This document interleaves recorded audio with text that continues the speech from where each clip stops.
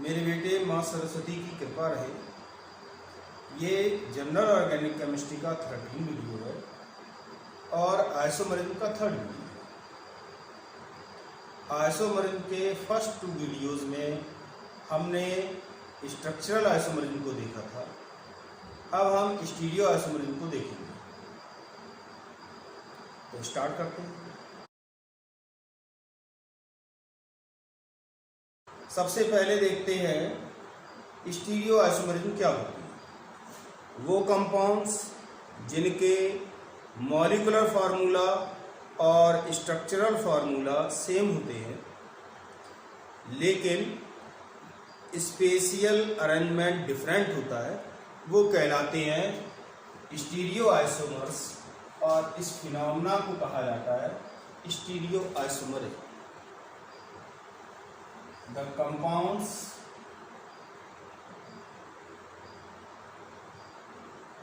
having same molecular formula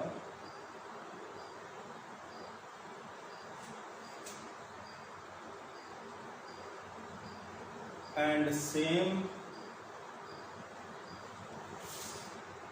structural formula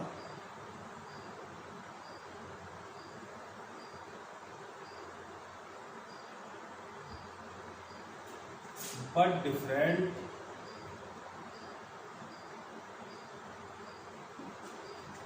spatial arrangement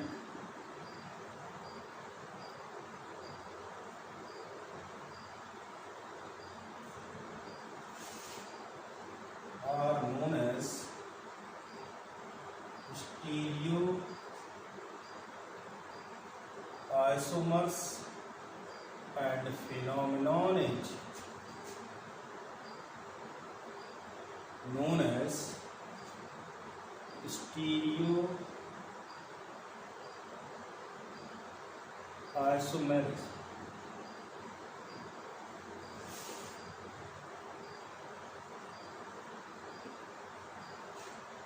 stereo isomerism 2 types की होती है।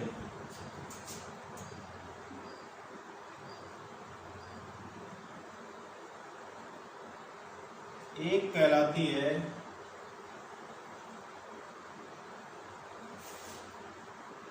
Configurational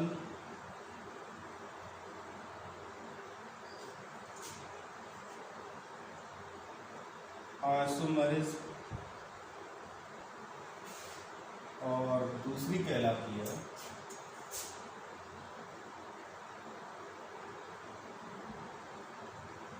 conformational isomerism.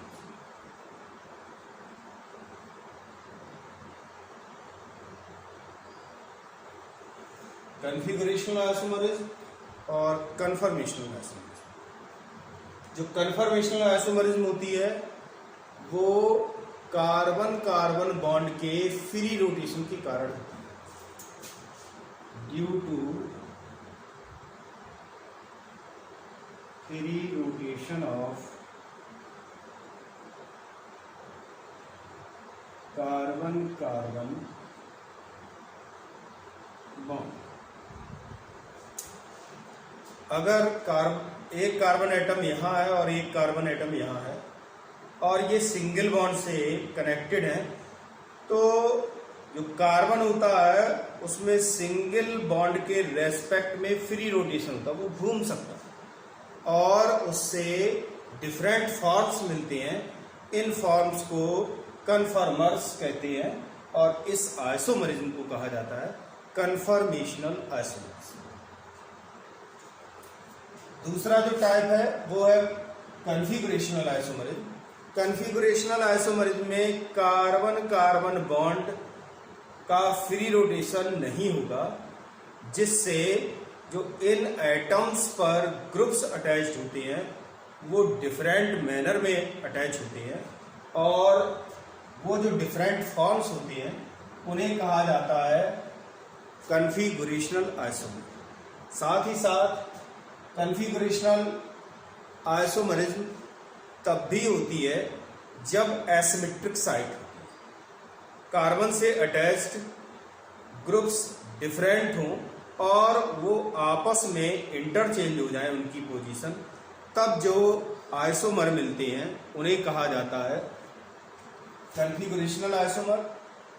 तो इस तरीके से हमने देखा कि कॉन्फ़िगरेशनल आइसोमर्स दो तरीके से मिलेंगे। एक तो कार्बन कार्बन बॉन्ड के रेस्ट्रिक्टेड रोटेशन के कारण, और जो दूसरी पॉसिबिलिटी है वो है due to asymmetric site. Configurational isomerism is due to restricted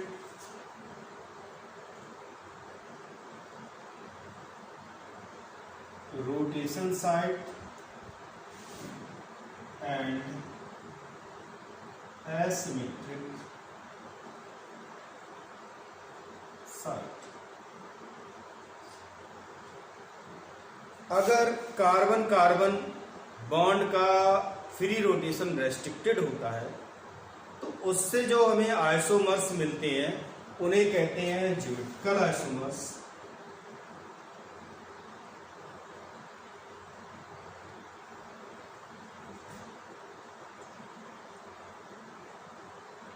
और जो ज्योमेट्रिकल आइसोमर्स होंगे वो होंगे due to restricted due to free rotation restricted site।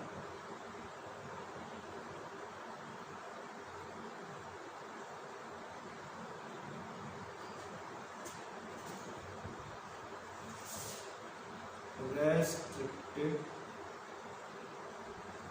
site mean to say या तो कार्बन कार्बन के बीच में डबल बॉन्ड होगा, तब कार्बन कार्बन बॉन्ड का फ्री रोटेशन पॉसिबल नहीं होता, या फिर रिंग स्ट्रक्चर हो तब भी कार्बन कार्बन बॉन्ड का फ्री रोटेशन पॉसिबल नहीं होता। और दूसरा है ऑप्टिकल आइसोमर्स या ऑप्टिकल आइसोमरिज्म कह सकते हैं। It is due to asymmetric site।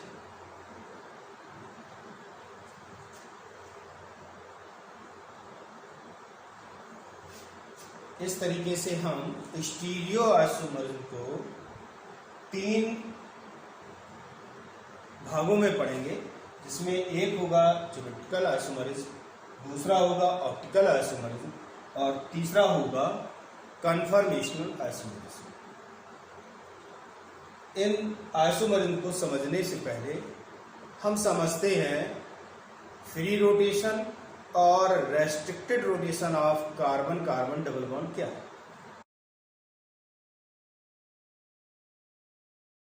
अब हम देखेंगे कार्बन कार्बन बॉन्ड में कब फ्री रोटेशन पॉसिबल होता है और कब फ्री रोटेशन रेस्ट्रिक्टेड रहता है।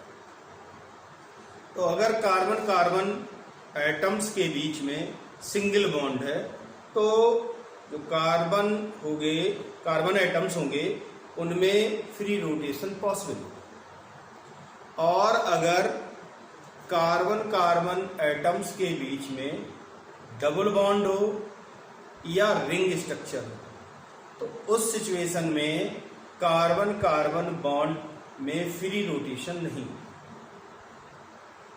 जैसे अगर हम इन दोनों हथेलियों के बीच में एक छेद कर दें और उसके बाद एक पेन डाल दें तो ये दोनों हथेलियां इस तरीके से घूम सकती। और अगर हम यहाँ पर और यहाँ पर 2 छेद करें और उनमें इस तरीके से हमने पेन डाल दिए, अब इस तरीके से तो दोनों हथेलियां घूम सकती, लेकिन इस तरीके से नहीं घूमता। यानी कि अगर डबल बॉन्ड होगा तो फ्री रोटेशन पॉसिबल नहीं होगा। तो जो फ्री रोटेशन है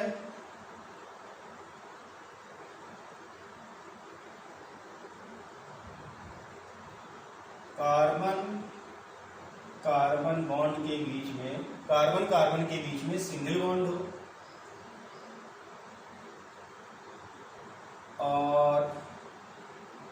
इससे जुड़े हुए डिफरेंट ग्रुप्स अल्फा और बीटा होंगे।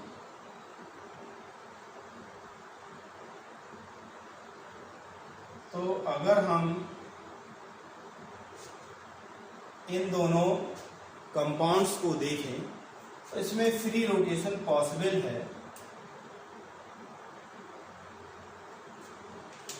ये घूम जाएगा और अगर घूमता है तो फिर ये फॉर्म बनेगा, यानी कि ये दोनों फॉर्म आइडेंटिकल है। और अगर कार्बन कार्बन एटम्स के बीच में डबल बॉन्ड हो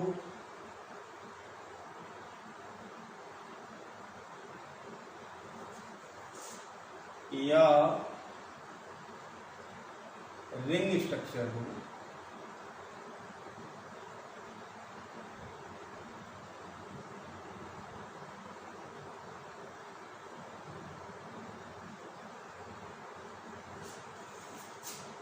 तो कार्बन कार्बन एटम के बीच में जब डबल बॉन्ड होगा तो उस समय फ्री रोटेशन रेस्ट्रिक्टेड होगा, ये घूम नहीं सकता। यानी कि इस कंपाउंड में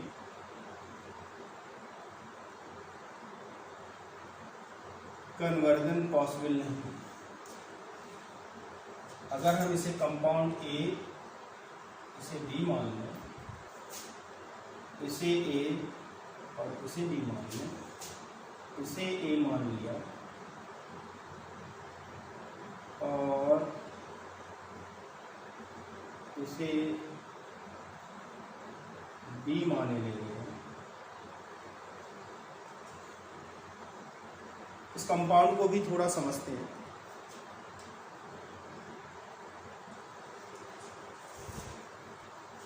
जैसे मान लिया कि ये प्लेन ऑफ रिंग है, अगर इस पर दोनों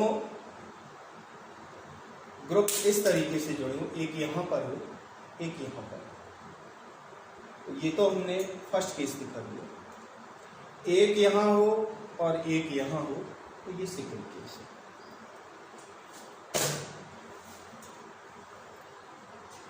इस तरह हमने देखा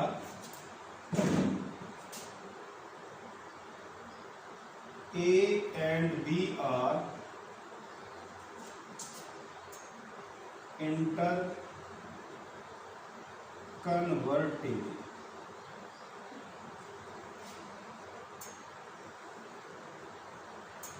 ये है restricted rotation.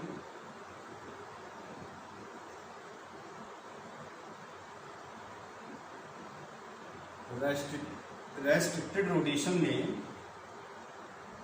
A and B are not interconvertible।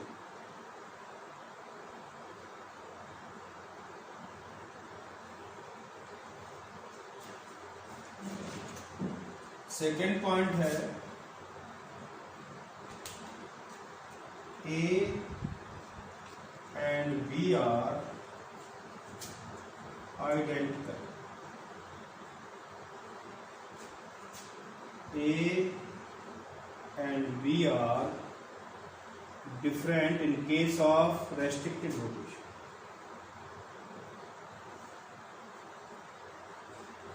इसमें फ्री रोटेशन के केस में जो A और B फॉर्म्स हैं ये आइडेंटिकल हैं, इसलिए इन्हें होमोमर्स कहते हैं। A and B are called as homomers।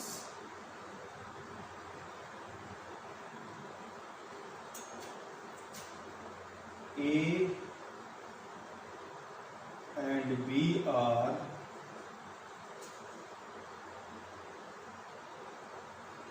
called as isomers. ये डिफरेंट है तो इन्हें आइसोमर्स कहते हैं। जब फ्री रोटेशन होता है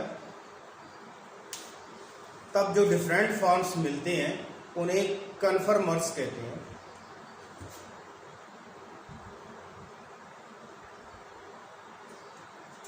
और इन्हें कहते हैं कॉन्फिगरेशनल आइसोमर्स। तो ये तो रहा फ्री रोटेशन और restricted rotation of carbon carbon bond के बारे में। तो रेस्ट्रिक्टेड रोटेशन के दो केसेस हैं। पहला, कार्बन कार्बन के बीच में डबल बॉन्ड हो या कार्बन एटम्स रिंग स्ट्रक्चर में कनेक्टेड। कॉन्फिगरेशनल आइसोमर्स के स्पेशियल अरेंजमेंट को रिप्रेजेंट करने के लिए कई मेथड्स हैं। उनमें से एक मेथड में अटैच्ड ग्रुप्स की प्रायोरिटी को देखा जाता है और अटैच्ड ग्रुप्स की प्रायोरिटी को डिसाइड करने के लिए कान, इनगोल्ड और प्रोलोंग ने रूल्स दिए। तो अब हम देखेंगे Cahn, Ingold, Prelog rules for determination of priority of attached groups और atoms.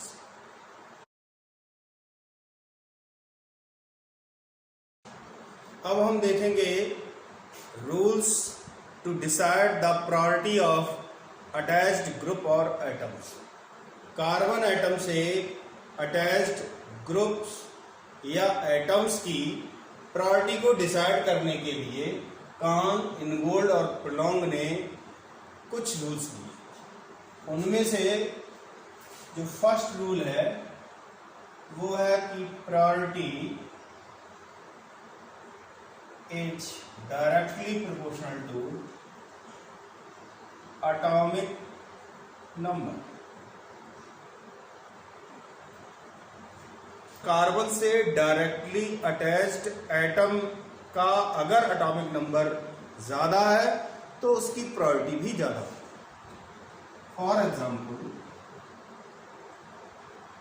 Cl, H, OH, NH।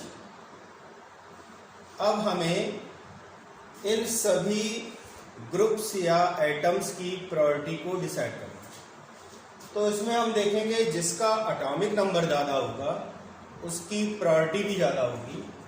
Chlorine का एटॉमिक नंबर सबसे ज़्यादा है, उसके बाद ऑक्सीजन, उसके बाद नाइट्रोजन और सबसे कम प्रायोरिटी रहेगी हाइड्रोजन। जो सेकेंड रूल है वो है priority is proportional to atomic mass in case of isotopes.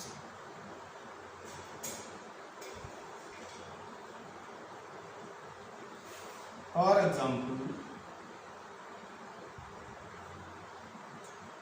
यहाँ पर Cl अटैच है, यहाँ पर ट्राइडियम है, यहाँ पर OH है और यहाँ पर हाइड्रोजन। तो फर्स्ट प्रायोरिटी पर क्लोरीन ही आएगा क्योंकि इसका एटॉमिक नंबर सबसे ज़्यादा है। सेकेंड प्रायोरिटी पर OH ग्रुप हो जाएगा क्योंकि ऑक्सीजन का एटॉमिक नंबर इन दोनों से ज़्यादा है, बचे हुए ग्रुप से ज़्यादा है। अब इन दोनों में देखेंगे तो दोनों का ही एटॉमिक नंबर सेम है, इसलिए अब हम एटॉमिक मास को कंसीडर करेंगे। और जो हाइड्रोजन है उसका एटॉमिक मास 1 होता है, ट्राइटियम का एटॉमिक मास 3 होता है। तो मेरे बेटे इसकी प्रायोरिटी हो जाएगी 3 और इसकी प्रायोरिटी होगी 4। इन दोनों में प्रायोरिटी के मामले में ये जीत गया क्योंकि इसका एटॉमिक मास ज़्यादा है। अब हम थर्ड रूल पर आते हैं। CIP सिस्टम में प्रायोरिटी डिसाइड करने का जो थर्ड रूल है वो ये है कि अगर कार्बन एटम से अटैच्ड एटम सेम हो तो हम नेक्स्ट एटम को देखकर प्रायोरिटी डिसाइड करेंगे, और जो नेक्स्ट एटम होगा उसकी प्रायोरिटी जो मैंने फर्स्ट टू रूल्स बताए थे उसी के according decide. In case of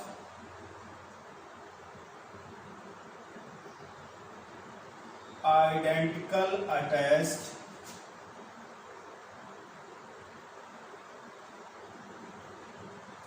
atom move to next atom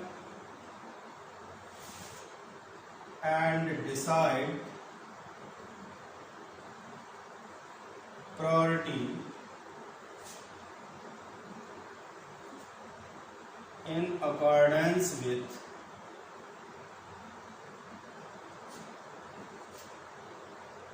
rule 1 and 2.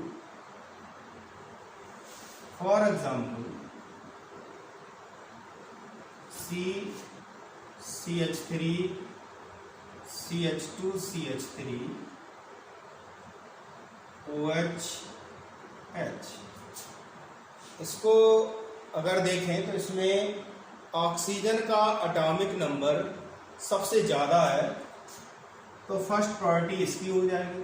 अब इन दोनों में कार्बन एटम ही है तो हम नेक्स्ट एटम को देख करके प्रायोरिटी डिसाइड करते हैं। इसमें जो नेक्स्ट एटम है वो हाइड्रोजन ही है और इसमें जो नेक्स्ट एटम है वो कार्बन है, इसलिए ये सेकेंड प्रायोरिटी का हो जाएगा और ये थर्ड प्रायोरिटी का होगा और ये फोर्थ प्रायोरिटी। अब हम नेक्स्ट रूल पर आते हैं। CIP सिस्टम में प्रायोरिटी डिसाइड करने का जो फोर्थ रूल है वो है मल्टीपल बॉन्ड्स के लिए। जैसे कार्बन से अटैच्ड एटम्स पर अगर मल्टीपल बॉन्ड है तो उसकी प्रायोरिटी कैसे डिसाइड होगी। तो इस केस में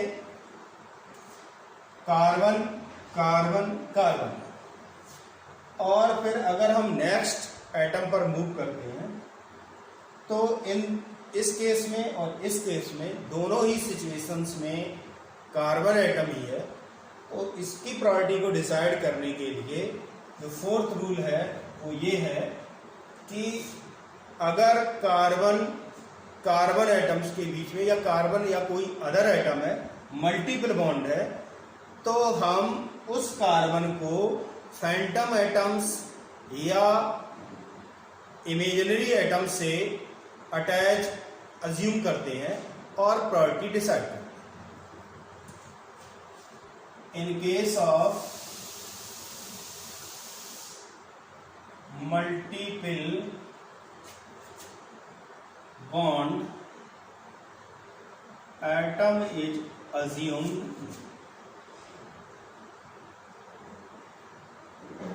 to be connected with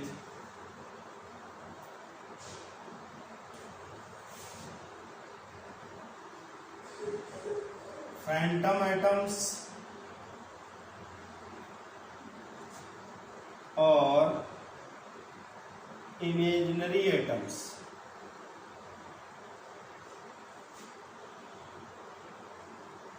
For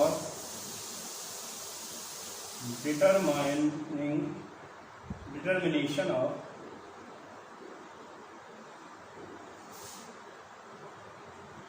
priority। जैसे इसमें कार्बन कार्बन के बीच में डबल बॉन्ड है तो इस कार्बन का कनेक्शन एक कार्बन एटम से तो है ही, और जो सेकेंड बॉन्ड है वो भी कार्बन एटम से कनेक्टेड है, इसलिए ये फैंटम एटम है। और ये वाला कार्बन भी इस कार्बन से अटैच्ड है, तो इसे भी इमेजिनरी कार्बन से अटैच मानेंगे, या ये कहें कि अगर कार्बन कार्बन के बीच में डबल बॉन्ड है तो इस कार्बन को 2 कार्बन से कनेक्टेड मानकर प्रायोरिटी डिसाइड करें। अगर कार्बन कार्बन के बीच में ट्रिपल बॉन्ड है तो ये कार्बन का जो फर्स्ट बॉन्ड है वो कार्बन के साथ है, सेकेंड बॉन्ड भी कार्बन के साथ है और थर्ड बॉन्ड भी कार्बन के साथ। इसी तरीके से इस कार्बन का फर्स्ट बॉन्ड कार्बन के साथ है, सेकेंड भी कार्बन के साथ है और थर्ड भी कार्बन के साथ। या इसे लिखे तो हम ऐसे भी लिख सकते हैं कि अगर ट्रिपल बॉन्डेड कार्बन है तो उसे 3 कार्बन से अटैच कीजिए। अगर कार्बन और जो अदर एटम है उसके बीच में डबल बॉन्ड है, मान लिया नाइट्रोजन है, तो इस सिचुएशन में कार्बन नाइट्रोजन के साथ एक बॉन्ड है और कार्बन का जो दूसरा बॉन्ड है वो भी नाइट्रोजन के साथ। नाइट्रोजन का फर्स्ट बॉन्ड कार्बन के साथ है और सेकेंड बॉन्ड भी कार्बन के साथ है, तो इस नाइट्रोजन को कार्बन से अटैच मानते हैं। अगर कार्बन और नाइट्रोजन के बीच में ट्रिपल बॉन्ड है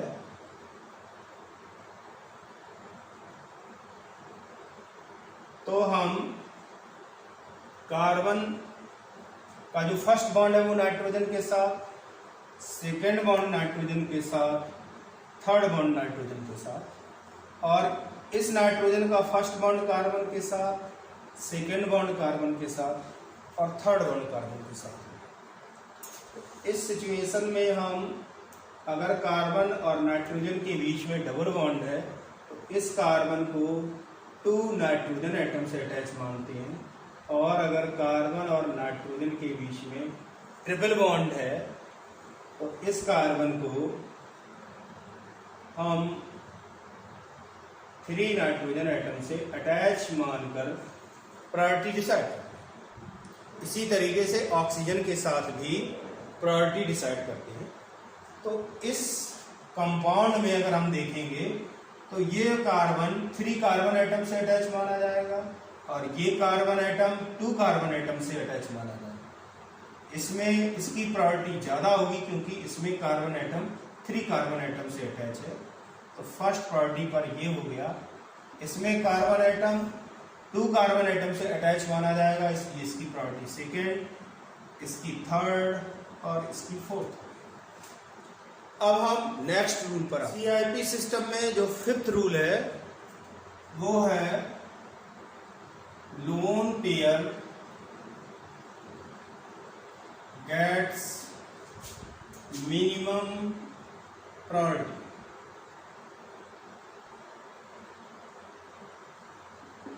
अगर कार्बन एटम से कोई एटम ऐसा कनेक्टेड है जिस पर लोन पेयर है, तो इस कार्बन एटम से अटैच्ड एटम्स की प्रायोरिटी देखेंगे तो इसकी हो जाएगी 1 और इसकी हो जाएगी 2। इसमें देखेंगे तो इसकी 1 रहेगी, इसकी 2 रहेगी, क्योंकि लोन पेयर को मिनिमम प्रायोरिटी दी है। तो ये तो रहा determination of priority of attached groups, या ये कहें सीआईपी सिस्टम ऑफ प्रायोरिटी। अब हम देखेंगे, अब हम कुछ क्वेश्चन सॉल्व करेंगे और उसमें जो फर्स्ट क्वेश्चन दिया गया है वो है right the priority of attached groups at each carbon. तो हमें अटैच्ड ग्रुप्स की प्रायोरिटी को डिसाइड करना है। तो फर्स्ट केस है, इसमें इसका एटॉमिक नंबर ब्रोमीन का एटॉमिक नंबर सबसे ज़्यादा होगा, तो ये फर्स्ट प्रायोरिटी पे हो जाएगा। इसकी प्रायोरिटी सेकेंड होगी, इसकी थर्ड होगी और इसकी फोर्थ होगी। मैंने बताया था कि जो प्रायोरिटी ऑफ एटम्स होती है वो डायरेक्टली प्रोपोर्शनल होती है एटॉमिक नंबर के। दूसरा क्वेश्चन देखते हैं। इसमें कार्बन अटैच है, ऑक्सीजन है, ड्यूटेरियम है और हाइड्रोजन। तो सबसे ज़्यादा एटॉमिक नंबर ऑक्सीजन का है, इसकी फर्स्ट प्रायोरिटी होगी, इसकी सेकंड प्रायोरिटी होगी। इन दोनों में दोनों का एटॉमिक नंबर सेम है और जिसका एटॉमिक मास ज़्यादा होता है इन केस ऑफ आइसोटोप्स उसकी प्रायोरिटी भी ज़्यादा होती है। तो इसकी प्रायोरिटी हो जाएगी 3 और इसकी हो जाएगी 4। नेक्स्ट क्वेश्चन को देखते हैं। तो इसमें जो सबसे ज़्यादा एटॉमिक नंबर है वो क्लोरीन की है, उसके बाद ऑक्सीजन की। इन दोनों में ये कार्बन केवल हाइड्रोजन से अटैच्ड है और ये कार्बन हाइड्रोजन और कार्बन से अटैच्ड है। जब कार्बन से डायरेक्टली अटैच्ड एटम सेम होते हैं तो हम नेक्स्ट एटम को देखकर प्रायोरिटी डिसाइड। तो नेक्स्ट एटम यहाँ पर केवल हाइड्रोजन है और यहाँ पर कार्बन और हाइड्रोजन दोनों हैं, तो कार्बन का एटॉमिक नंबर ज़्यादा होगा, इसलिए इसकी प्रायोरिटी ज़्यादा होगी और इसकी प्रायोरिटी कम। अब इसमें देखते हैं। तो इसमें ब्रोमीन फर्स्ट प्रायोरिटी पर होगा क्योंकि जो ब्रोमीन है उसका एटॉमिक नंबर सबसे ज़्यादा है।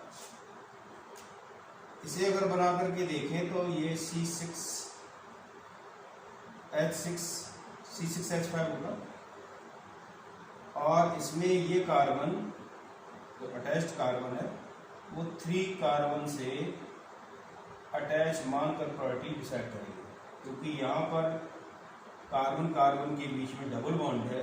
डबल बॉन्ड का मतलब होता है कि ये कार्बन, ये माना जाएगा कि 2 कार्बन एटम से अटैच है और इस साइड सिंगल बॉन्ड है, तो ये कार्बन इस साइड भी कार्बन के साथ अटैच है। तो ओवरऑल जो कार्बन एटम फिनाइल ग्रुप का इस कार्बन से अटैच होगा उसे 3 कार्बन से अटैच मानेंगे। तो ये फर्स्ट हो गया प्रायोरिटी पर और ये हो जाएगा सेकंड प्रायोरिटी पर, क्योंकि इसमें ऑक्सीजन है, कार्बन से ऑक्सीजन अटैच है, इसमें कार्बन से कार्बन अटैच है, ये हो जाएगा थर्ड प्रायोरिटी पर और ये हो जाएगा फोर्थ प्रायोरिटी पर। अब इसे देखते हैं। इसमें फर्स्ट प्रायोरिटी पर नाइट्रोजन आएगा, सेकेंड प्रायोरिटी पर C2H5 आएगा क्योंकि इसमें CH2CH3 है और इसमें केवल हाइड्रोजन है, तो ये थर्ड प्रायोरिटी पर हो जाएगा और ये फोर्थ प्रायोरिटी पर। इसमें इस कार्बन को 3 कार्बन एटम से अटैच मानकर प्रायोरिटी डिसाइड करेंगे। तो फर्स्ट प्रायोरिटी पर ये हो जाएगा, ये सेकंड प्रायोरिटी पर होगा क्योंकि इसमें कार्बन 3 कार्बन एटम से अटैच है और इसमें कार्बन केवल एक ही कार्बन एटम से अटैच है, इसलिए इसकी प्रायोरिटी हो जाएगी 3 और इसकी हो जाएगी 4। अब हम कुछ क्वेश्चंस और देखेंगे। जो नेक्स्ट क्वेश्चन है उसमें इस कार्बन से अटैच्ड एटम्स की अगर प्रायोरिटी डिसाइड करेंगे तो ये फर्स्ट प्रायोरिटी पर होगा, ये सेकंड प्रायोरिटी पर होगा, इसमें ये फर्स्ट प्रायोरिटी पर होगा, ये सेकंड प्रायोरिटी पर होगा, क्योंकि ऑक्सीजन का एटॉमिक नंबर ज़्यादा है, कार्बन का एटॉमिक नंबर कम। इस एग्जाम्पल में जो फर्स्ट कार्बन है उसमें ड्यूटेरियम की प्रायोरिटी ज़्यादा होगी क्योंकि इसका एटॉमिक मास ज़्यादा है, हाइड्रोजन की कम होगी। इन दोनों में इस कार्बन को 3 कार्बन से अटैच मानकर प्रायोरिटी डिसाइड करेंगे, तो ये फर्स्ट प्रायोरिटी पर हो जाएगा और ये कार्बन केवल एक कार्बन से अटैच है, इसलिए सेकंड प्रायोरिटी। अब अगर हम इस कार्बन पर अटैच्ड ग्रुप्स की प्रायोरिटी को देखें, ये कार्बन 2 कार्बन एटम से अटैच माना जाएगा और ये केवल एक ही कार्बन आइटम से अटैच है, तो फर्स्ट प्रायोरिटी पर ये हो गया, सेकंड पर ये हो गया। इन दोनों में क्लोरीन का एटॉमिक नंबर ज़्यादा होता है, ऑक्सीजन का कम होता है, तो क्लोरीन की प्रायोरिटी ज़्यादा होगी इन कंपेरिजन टू OH2। अब इस कार्बन को देखते हैं, तो इस कार्बन पर ये जो कार्बन है इसको 3 कार्बन आइटम से अटैच मानकर प्रायोरिटी डिसाइड करें। तो ये फर्स्ट प्रायोरिटी पर हो जाएगा, इसकी प्रायोरिटी सेकंड होगी। इस कार्बन पर अटैच ग्रुप्स को देखें तो ये फर्स्ट पर आएगा और ये सेकंड पर। अब हम कुछ क्वेश्चंस और देखेंगे। नेक्स्ट क्वेश्चन में अगर हम इस कार्बन से अटैच्ड एटम्स की प्रायोरिटी को डिसाइड करें तो ये फर्स्ट प्रायोरिटी पर होगा, ये सेकंड प्रायोरिटी पर होगा ड्यू टू एटॉमिक नंबर। ये कार्बन 2 हाइड्रोजन और 1 कार्बन से अटैच है, जो कि फिनाइल ग्रुप का होगा। ये फिनाइल ग्रुप का कार्बन है और इस कार्बन को अगर देखें तो ये 3 कार्बन आइटम से अटैच माना जाएगा। इसका मतलब ये हुआ कि इसकी प्रायोरिटी फर्स्ट होगी, क्योंकि ये कार्बन 3 कार्बन आइटम से अटैच है, और इसकी प्रायोरिटी सेकेंड होगी क्योंकि ये केवल 1 कार्बन आइटम से अटैच है। वो बात एक अलग है कि जिस कार्बन से अटैच है वो 3 कार्बन आइटम से अटैच है, लेकिन ये वाला केवल 1 कार्बन से अटैच है और बाद बाकी हाइड्रोजन है, जबकि इसमें कार्बन से अटैच है और जो 2 बॉन्ड है वो भी कार्बन से अटैच माने जाएंगे। तो ये कार्बन 3 कार्बन आइटम से अटैच होगा, ये कार्बन 2 हाइड्रोजन और 1 कार्बन आइटम से अटैच माना जाएगा। अब जरा इसको देखते हैं, तो इसमें क्या है, नाइट्रोजन दिया गया है, नाइट्रोजन पर लोन पेयर होता है और मैंने बताया था कि लोन पेयर को लीस्ट प्रायोरिटी दी जाती, कम से कम प्रायोरिटी पे रखा जाता है। तो ये फर्स्ट प्रायोरिटी पर हो जाएगा, ये सेकंड प्रायोरिटी पर हो जाएगा, ये फर्स्ट प्रायोरिटी पर और ये सेकंड प्रायोरिटी पर। इसमें ये फर्स्ट प्रायोरिटी पर होगा, ये सेकंड प्रायोरिटी पर होगा, ये फर्स्ट प्रायोरिटी पर, ये सेकंड प्रायोरिटी पर। इसमें देखें तो इस कार्बन से अटैच्ड का ग्रुप्स में ये फर्स्ट प्रायोरिटी पर होगा, क्योंकि इसमें कार्बन कार्बन से अटैच है और इसमें कार्बन केवल हाइड्रोजन से अटैच है, इसलिए ये सेकंड प्रायोरिटी पर होगा, ये फर्स्ट प्रायोरिटी पर होगा और जो लोन पेयर होगा उसे भी ग्रुप की तरीके से ट्रीट किया जाता है और उसकी प्रायोरिटी 2 होगी। इस एग्जाम्पल में देखते हैं तो यहाँ पर ये फर्स्ट प्रायोरिटी पर आ जाएगा, क्योंकि जो कार्बन एटम इससे अटैच है वो 3 कार्बन आइटम से अटैच माना जाएगा। बेंजीन रिंग में डबल बॉन्ड होता है, तो ये कार्बन अटैच है, तो इस कार्बन को देखें तो 2 कार्बन इस साइड अटैच माने जाएंगे और 1 इस साइड, यानी कि जो कार्बन अटैच है फिनाइल ग्रुप का वो 3 कार्बन से अटैच्ड माना जाएगा। तो ये फर्स्ट प्रायोरिटी पर हो गया, ये सेकेंड प्रायोरिटी पर हो जाएगा, ये फर्स्ट प्रायोरिटी पर है और ये सेकंड प्रायोरिटी पर। अब हम नेक्स्ट क्वेश्चन पर आते हैं। नेक्स्ट क्वेश्चन में जो ग्रुप्स दिए गए हैं इनका प्रायोरिटी ऑर्डर लिखना है। तो इसमें नाइट्रोजन है, कार्बन है, कार्बन है, कार्बन, तो ये फर्स्ट प्रायोरिटी पर हो जाएगा। इन दोनों में कार्बन और ऑक्सीजन है, इसमें कार्बन और नाइट्रोजन है, तो इन दोनों में ये सेकेंड प्रायोरिटी पर होगा, क्योंकि इसमें जो कार्बन एटम है वो ऑक्सीजन और क्लोरीन से अटैच, जबकि इस वाले में ऑक्सीजन और ऑक्सीजन से अटैच। क्लोरीन का एटॉमिक नंबर ज़्यादा होता है, इसलिए ये इन दोनों में अगर कंपेयर करेंगे तो इसकी प्रायोरिटी ज़्यादा होगी और इसकी कम होगी। इसमें कार्बन नाइट्रोजन एटम से कनेक्टेड है, तो ये 4th प्रायोरिटी पर हो जाएगा, क्योंकि आगे जितने भी हैं उसमें सभी में कार्बन है। कार्बन से नाइट्रोजन का एटॉमिक नंबर ज़्यादा होगा, तो ये 4th प्रायोरिटी पर होगा। इसमें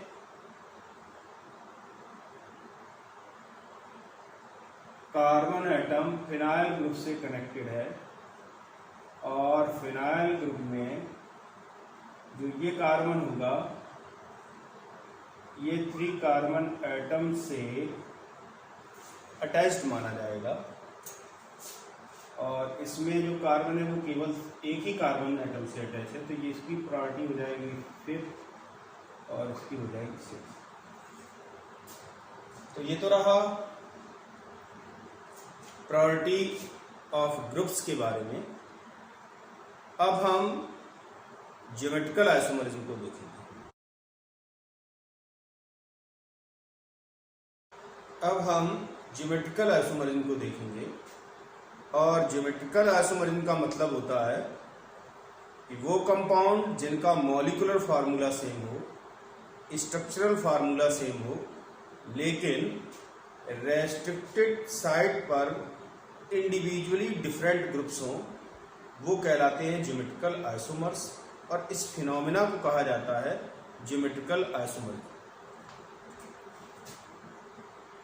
compounds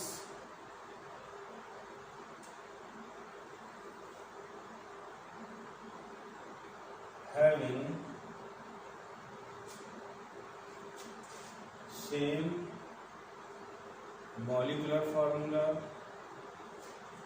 same structural formula, but individually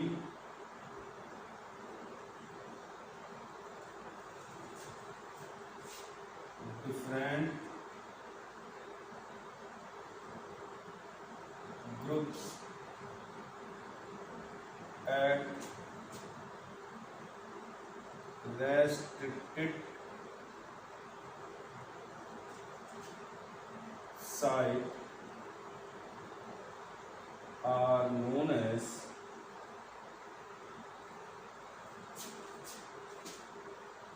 geometrical isomers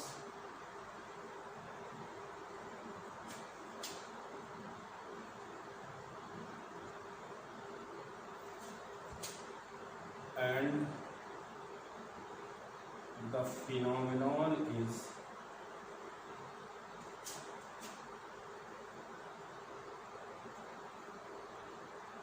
geometrical isomerism।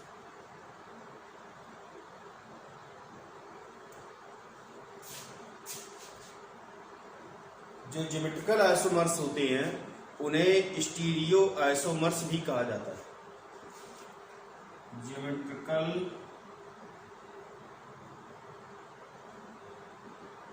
Isomers are also known as stereo isomers।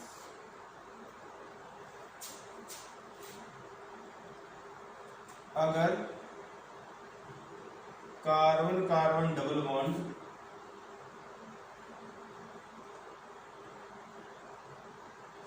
Bond containing carbon पर अल्फा, बीटा, गामा, डेल्टा इस तरीके से ग्रुप्स अटैच हैं, तो ज्योमेट्रिकल आइसोमरिज्म के लिए जो कंडीशंस हैं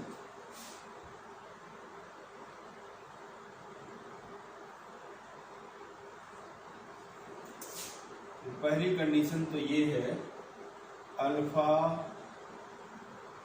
should not be equal to beta and gamma should not be equal to delta।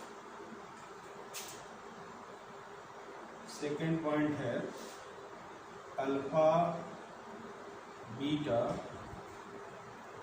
Gamma, delta में भी isotopes.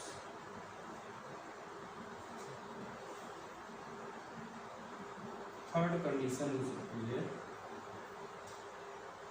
among alpha and beta, gamma and delta 1 may be lone pair.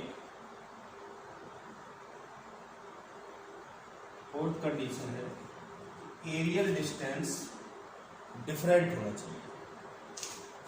जैसे एक compound ये है और दूसरा कंपाउंड हमने मान लिया कि ये, तो एरियल डिस्टेंस अगर देखी जाए तो अल्फा और गामा के बीच में यहाँ पर मान लिया L1 डिस्टेंस है और यहाँ पर हमने मान लिया L2 डिस्टेंस है। तो L1 should not be equal to L2. Aerial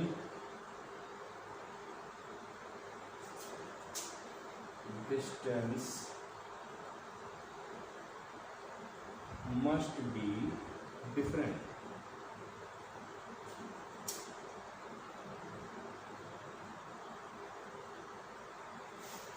L1 should not be equal to L2. तो ये तो रहा ज्योमेट्रिकल आइसोमरिज्म क्या होती है और उसके लिए क्या क्या कंडीशंस हैं। अब हम ज्योमेट्रिकल आइसोमर्स के कॉन्फ़िगरेशन को रिप्रेजेंट करने के डिफरेंट वेज देखेंगे। अब हम different modes of representation of configuration of geometrical isomers देखेंगे। ज्योमेट्रिकल आइसोमर्स के कॉन्फ़िगरेशन को किस किस तरीके से रिप्रेजेंट किया जाता है। उसमें जो पहला तरीका है वो है cis and trans. Geometrical isomers में अगर सेम ग्रुप सेम साइड होते हैं तो उसे सिस कहा जाता है और अगर सेम ग्रुप्स डिफरेंट साइड होते हैं तो उसे ट्रांस कहा जाता है। Same group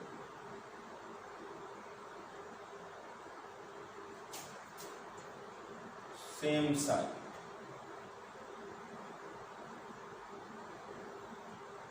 same groups different side.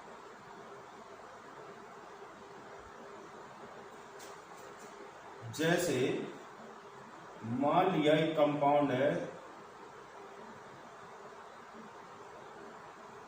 इस तरह, तो ये सिस होगा और अगर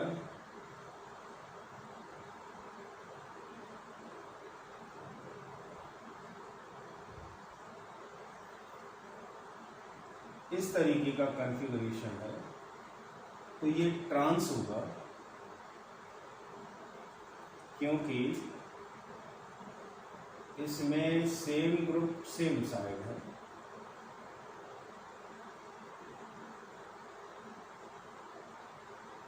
और इसमें same group different side.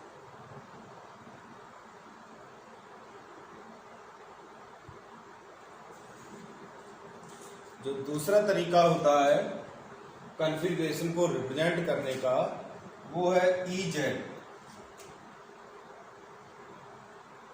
Z and E configuration. Z means होता है जैसमैन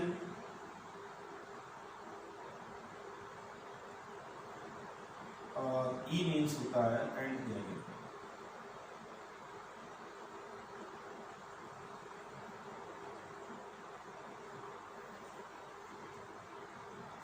जिसमैन का मतलब होता है same side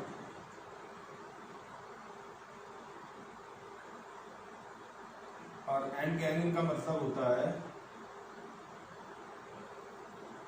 opposite side. Z और ई कॉन्फ़िगरेशन रिप्रेजेंट करते समय हम ग्रुप्स की प्रायोरिटी डिसाइड करते हैं और अगर सेम प्रायोरिटी वाले ग्रुप सेम साइड होते हैं तो उसे जेड कॉन्फ़िगरेशन कहते हैं और अगर सेम प्रायोरिटी वाले ग्रुप डिफरेंट साइड होते हैं तो उसे ई कॉन्फ़िगरेशन कहा जाता है। Same priority groups same side, तो हो जाएगा Z configuration. Same priority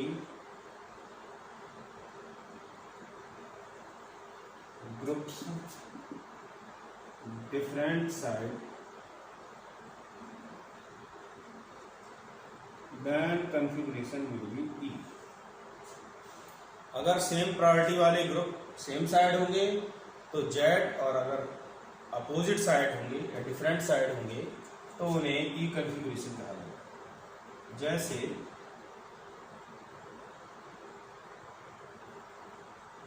CH3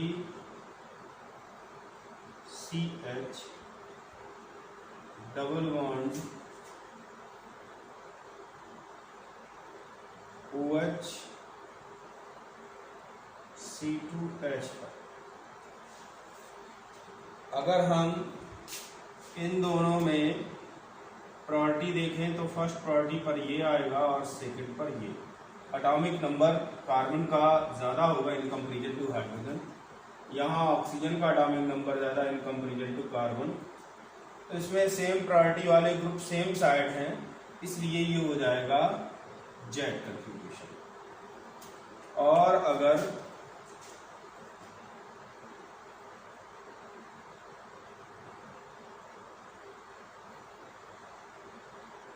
ये कंपाउंड हो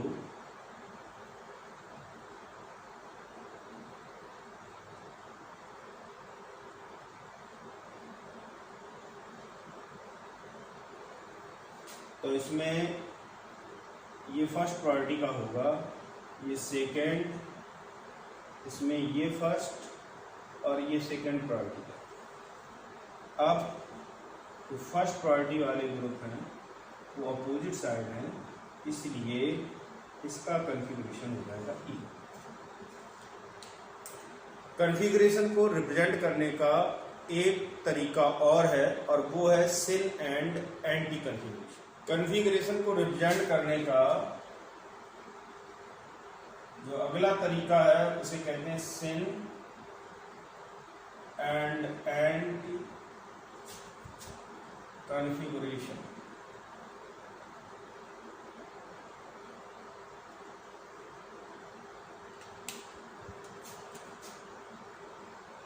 इसका यूज हेटेरो एटम्स के लिए किया जाता है।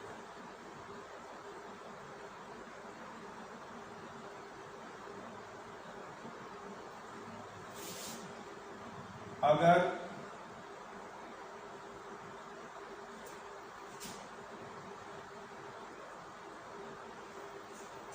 Same group same side,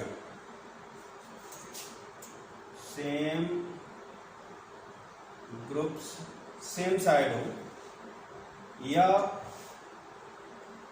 same priority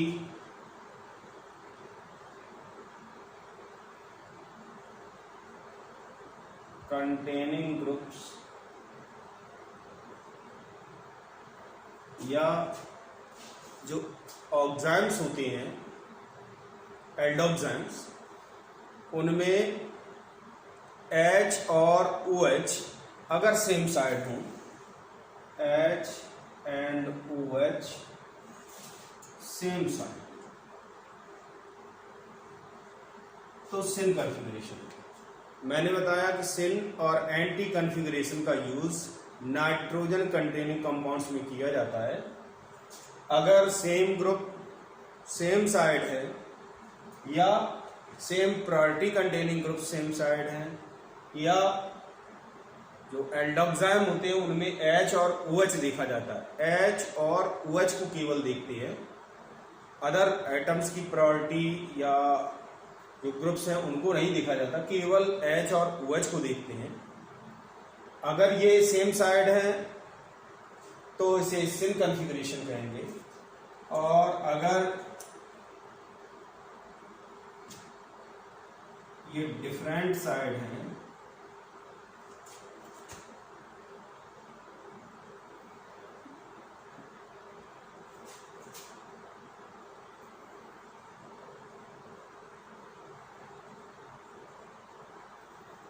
तो इसी को कहते हैं एंड। जैसे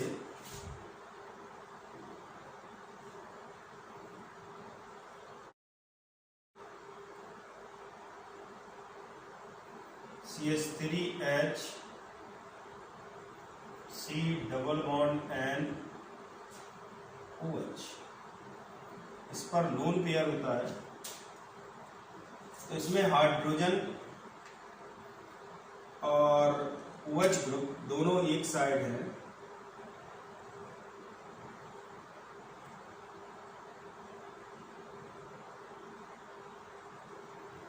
तो ये हो जाएगा सिन। सेकंड एग्जांपल लेते हैं, इसमें CH3 C2H5 C double bond N और OH। ये कीटोक्साइम है, ये एल्डोक्साइम है। इसमें हम प्रायोरिटी डिसाइड करेंगे तो 1 2 1 2 सिन एथिल मैथिल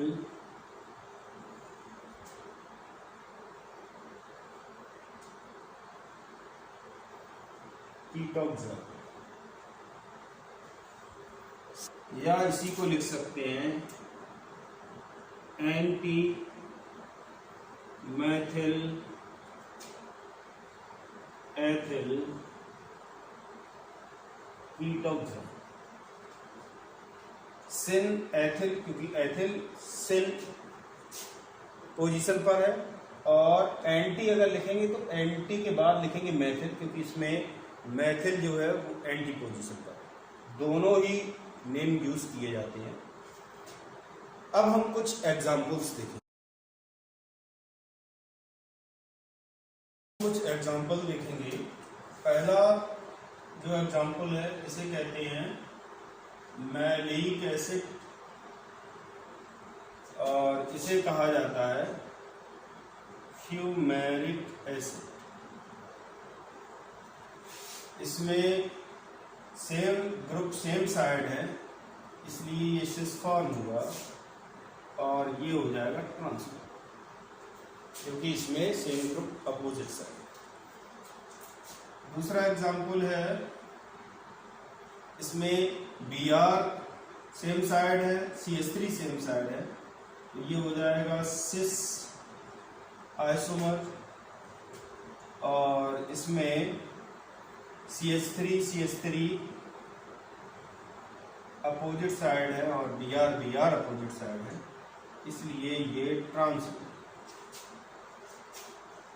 इस कंपाउंड में देखते हैं तो इसमें रेस्ट्रिक्टेड साइड ही नहीं है, फ्री रोटेशन पॉसिबल होगा, क्योंकि सिंगल बॉन्ड है। जब तक डबल बॉन्ड नहीं होगा तब तक रेस्ट्रिक्टेड साइड नहीं होगी। सिंगल बॉन्ड अगर है तो मैंने आपको बताया था कि सिंगल बॉन्ड में फ्री रोटेशन होता है, और अगर डबल बॉन्ड है तो डबल बॉन्ड में एक इलेक्ट्रॉन क्लाउड ऊपर होता है, एक इलेक्ट्रॉन क्लाउड नीचे होता है, और बीच में सिंगल बॉन्ड होता है, सिग्मा बॉन्ड होता है। तो सिग्मा बॉन्ड बीच में हो गया, एक इलेक्ट्रॉन क्लाउड ऊपर और एक इलेक्ट्रॉन क्लाउड नीचे, तो इसका फ्री रोटेशन नहीं हो पाएगा। ये जो है इस तरीके से नहीं घूम पाएगा, क्योंकि इलेक्ट्रॉन क्लाउड्स एटम के फ्री रोटेशन को रेस्ट्रिक्ट करते हैं। तो जब पाई बॉन्ड होगा तो फ्री रोटेशन पॉसिबल नहीं होगा, लेकिन अगर सिग्मा बॉन्ड है यानी कि सिंगल बॉन्ड है केवल, तो फ्री रोटेशन पॉसिबल है। इसलिए ये दोनों आइडेंटिकल कंपाउंड्स ही हैं, mean to say these are homomers। Next compound पर आते हैं। इस कंपाउंड में CH3 CH3 दोनों एक साइड। ये बात एक अलग है कि जो दूसरा ग्रुप अटैच है वो डिफरेंट है, लेकिन इसको देखेंगे तो ये सेम साइड है और इसमें ये अपोजिट साइड है, तो ये हो जाएगा सिस और ये हो जाएगा ट्रांस। अब हम नेक्स्ट कंपाउंड पर आते हैं। इसमें सेम ग्रुप्स नहीं है, तो अब हम यहाँ पर EZ कॉन्फ़िगरेशन का यूज करेंगे। उसके लिए सबसे पहले हम प्रायोरिटी डिसाइड करेंगे। ये फर्स्ट प्रायोरिटी का होगा, ये सेकंड प्रायोरिटी पर, ये फर्स्ट प्रायोरिटी का होगा और ये सेकंड। अगर सेम प्रायोरिटी वाले ग्रुप अपोजिट साइड होते हैं तो उसे ई कॉन्फ़िगरेशन। अब हम कुछ एग्जाम्पल और देखेंगे। जो नेक्स्ट एग्जाम्पल है वो है एल्डोक्साम का, और मैंने बताया था कि एल्डोक्साम के केस में H and OH same side हों तो सिन यूज किया जाएगा, और एंटी का यूज तब करेंगे if H and OH are at different side. तो इसमें H और OH सेम साइड है इसलिए सिन होगा, इसमें H और OH अपोजिट साइड है इसलिए एंटी। नेक्स्ट है कीटोक्साम, और कीटोक्साम के केस में sin is used when groups with same priority, same side, anti groups with same priority, different side. तो इसमें जब हम प्रायोरिटी डिसाइड करेंगे, ये फर्स्ट प्रायोरिटी पर होगा, ये सेकेंड, ये फर्स्ट, ये सेकेंड, तो ये हो जाएगा सिन, या ऐसे लिखे तो सिन इथाइल मिथाइल कीटोक्साम भी लिख सकते हैं। और अगर एंटी करके लिखना चाहें तो OH ग्रुप के रेस्पेक्ट में मैथिल ग्रुप एंटी पोजीशन पर है, एंटी मैथिल एथिल कीटोक्साम। इसमें दोनों का यूज किया जा सकता है। सिन अगर प्रायोरिटी के बेस पे देखेंगे तो सिन लिखेंगे, लेकिन अगर हम इस तरीके से लिखते हैं सिन एथिल तो इसमें एथिल ग्रुप सिन पोजीशन पर है। एंटी मैथिल भी लिखा जा सकता है क्योंकि जो मैथिल ग्रुप है वो एंटी पोजीशन पर है। इसी तरीके से इसमें हम जब देखेंगे तो ये फर्स्ट प्रायोरिटी का हो गया, ये सेकंड प्रायोरिटी का हो गया, ये फर्स्ट प्रायोरिटी का, ये सेकंड प्रायोरिटी का, तो ये एंटी हो गया। और अगर हम इसी तरीके से लिखना चाहें, सिन और एंटी दोनों को लिखना चाहें, तो सिन मिथाइल इथाइल कीटोक्साम हो जाएगा, और एंटी एथिल मैथिल कीटोक्साम। अब नेक्स्ट कंपाउंड पर आते हैं। इसमें भी हम प्रायोरिटी डिसाइड करेंगे, तो ये फर्स्ट प्रायोरिटी का हो जाएगा, ये सेकंड का होगा। कैसे होगा इसके लिए मैं रूल्स बता चुका हूँ, आप नोट्स अपने देखें जो साथ साथ बना रहे हैं, उसमें आपको मिल जाए। साथ साथ नोट्स भी बनाते चलें और अच्छी तरीके से उन्हें तैयार करें। अब इसको देखते हैं, तो इसमें सेम प्रायोरिटी वाले ग्रुप सेम साइड हैं इसलिए सिन, और इसमें सेम प्रायोरिटी वाले ग्रुप अपोजिट साइड हैं इसलिए ये एंटी। अब कुछ एग्जांपल्स और देखें। जो नेक्स्ट एग्जांपल है इसमें हम प्रायोरिटी डिसाइड करेंगे। तो ये फर्स्ट प्रायोरिटी का होगा, ये सेकेंड का होगा। ये दोनों आइसोमर हैं, जिसका एटॉमिक मास ज़्यादा होता है वो फर्स्ट प्रायोरिटी पर रहता है, और जिसका एटॉमिक मास कम होता है वो सेकेंड प्रायोरिटी बनता है। इसमें सेम प्रायोरिटी वाले ग्रुप सेम साइड है तो जेड कन्फिग्रेशन। अब इसे देखते हैं। तो इसमें सेम प्रायोरिटी वाले सेम साइड हैं तो ये सिन होगा, और इसको देखेंगे तो सेम प्रायोरिटी वाले ग्रुप्स अपोजिट साइड हैं, इसलिए ये एंटी।